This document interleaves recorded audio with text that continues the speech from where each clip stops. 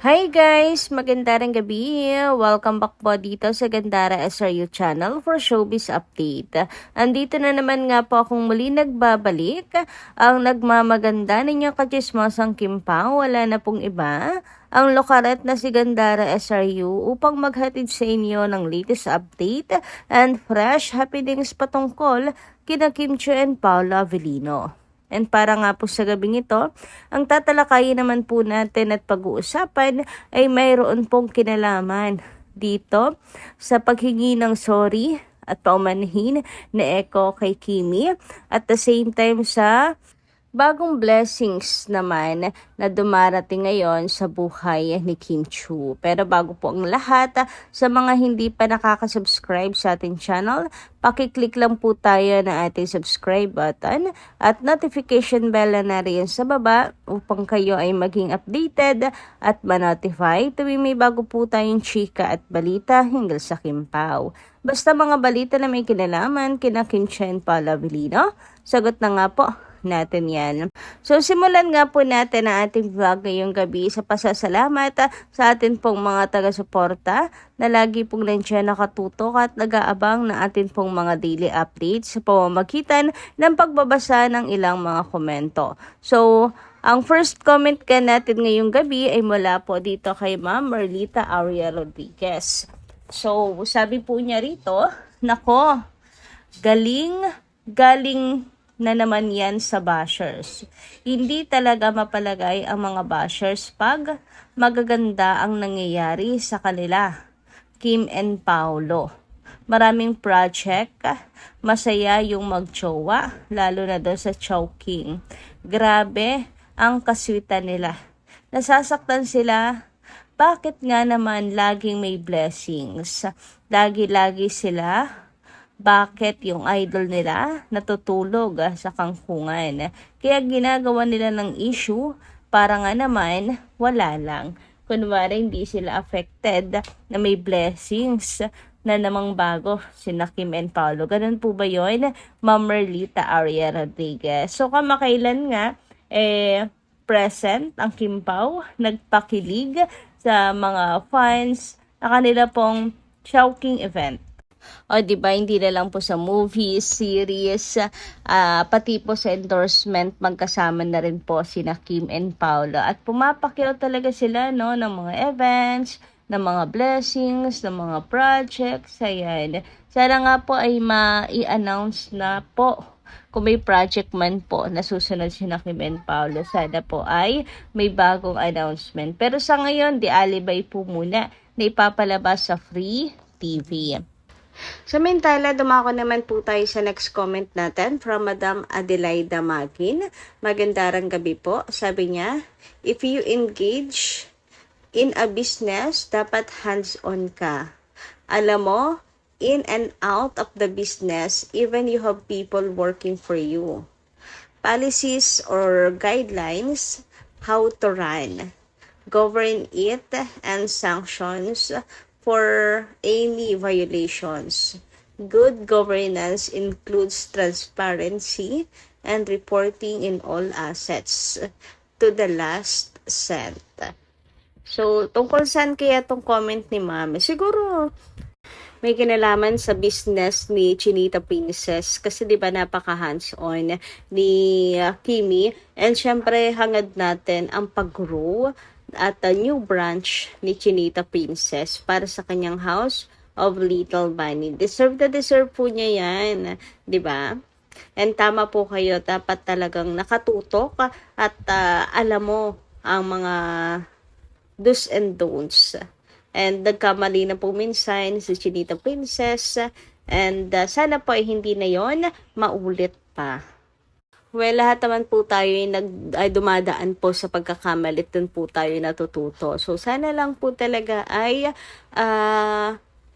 anuhin po ni Ate Lakama yung bagong trust na binibigay ni Kim Chiu sa kanya. Anyway, sabi naman ni Ma'am Mila Carillo, Ma'am Gandara, hindi na natin na magkakaroon ng haka-haka sa Kim Pao kasi noon pa man si Pao laging dumadalaw si Pao kay Kim.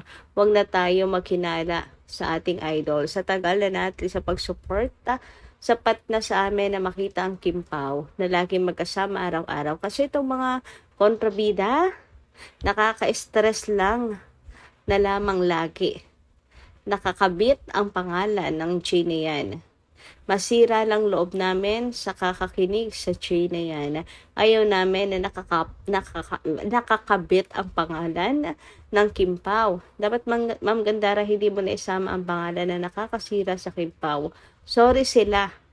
Forever Fan Solid Senior. Laging tapat at tiwala kami sa Kim Pao. Good support lang hanggang dulo. God bless always. Ingat lagi ang Kim Pao. Paano ba yan? May bago na naman. Actually, hindi naman dapat Pero, ayun, dahil po sa bagong issue, ayun, nadadawit na naman po ang pangalan. So, tungkol po dito sa Showtime na pang-isnab di umano ni Echo, kay Kimi, humingi na po siya ng paumanhin. Ito po yung ating update na kung saan kinausap niya agad si Chinita Princess. Nagtataka pa nga daw siya, what's going on?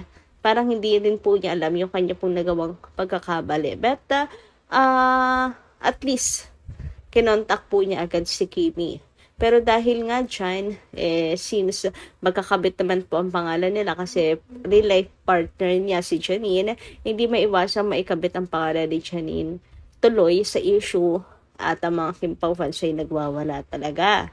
So, sa ngayon, tanggapin na po natin ang paghingi ng tawad or sorry or sinabi niyang pag-contact naman po niya kay Kim, kinausap niya, kinamusta niya, how is she, ganyan. Tanggapin na po natin iyon. Ang hirap din magpaka-bitter kasi alam niyo kung bakit. Kim Pao fans po ngayon na nagmumukhang masama at Kim Pao fans ngayon ang nagmumukhang toxic. Ganyan. Na at ewan ko kasi ang kited ng utak ng iba para hindi po maintindihan sa nanggagaling ang mga fans, 'di ba?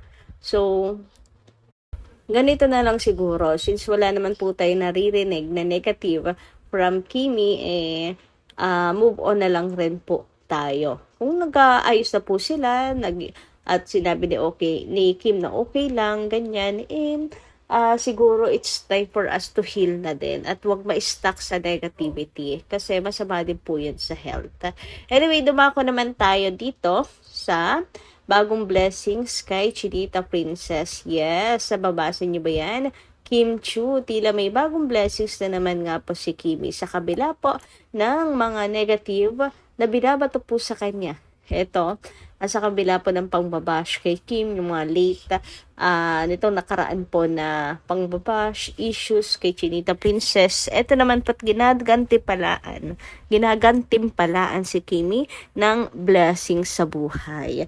So, ito po ang atin pong nasagap na balita. May bago pong endorsement si Chinita Princess and mukhang bongga. Mukhang malaking mukhang malaking brand endorsement itong tinatrabaho ni Kim, and I think ito yon. Ayan, nakita niyo na po ba itong picture na to ni Chinita Princess? Grabe ganda, no?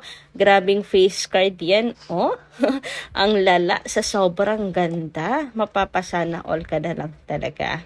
So siguro ito yung endorsement ni Chinita Princess, and walang mapagsidlan po ng kasiyahan ang mga fans sapagkat ayun nga, sobrang blessed ni Kimi.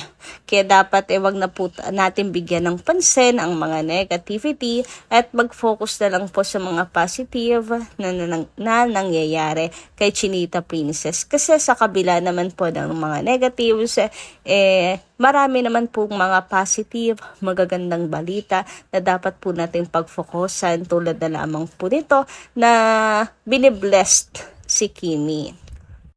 Siguro pong Valentine's po itong endorsement na to ni Kim. Anyway, advance, happy Valentine's Day po sa lahat.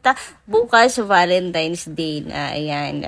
Anyway, hanggang dito lang po muna yung ating update. Maraming salamat po guys sa inyong pakikinig. And kita-kits po tayong muli sa mga susunod nating chikas. Maraming pong salamat at ingat po kayo palagi. God bless you.